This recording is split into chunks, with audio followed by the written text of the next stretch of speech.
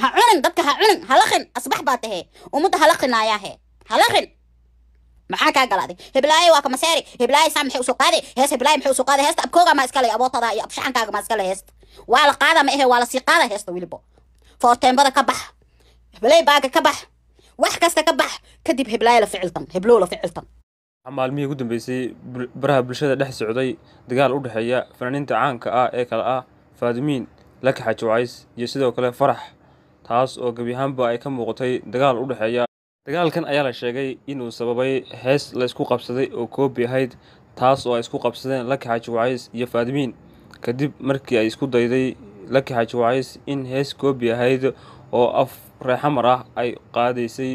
kabacdina ay Faadimiin ku qabsatay taas oo gabi ahaanba ay u muuqatay in halkaasi dagaal ka dhex qarxay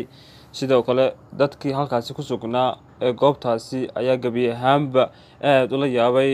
dagaalkaasi ka dhex qarxay fanaaniinta dagaalka ayaa ahaa dagaal maalayacni ah waxa la isku qabsadana waxa uu ahaa hees koobi ah xafladda ayaa sidaa u socotay mar qura waxay isku bedeshay goob dagaal taas oo gabi ahaanba noqotay mid sawaxan iyo buuq ka dhalisay halka Faadimiin iyo sidoo kale Laki Xaaji Wacays iyo Farax Kaftan ayaa noqday mid baraha bulshada lagu faafiyay muuqaalo kala duwan kuwaas oo aad moodo in baraha bulshada ay cay isku marnayaan hawada halkaas oo buuq iyo qaylo abuurtay waxaana su'aal la geliyay sababta ay dadkani ay heesaha koobiga isku qabsanayaan taas oo aad moodo inay tahay mid runtii aad iyo aad loola yaabo Faadimiin oo fanaanad caan ah ayaa waxaa la sheegay in ay gabi ahaanba ay aad uga xumaatay in heestaasi koobiga la qaado laakiinse iyadoo ay ku faraxsaneyd inay heestaasi qaado waxaanaad moodaa in fankii uu noqday mid hadda la isku laayo oo dagaal uu u dhaxeeyo aanu joogin qofkii heestaasi lahaa goobtaasi haddana se aad moodo in waxa la isku dilayo ama waxa la isku leynayo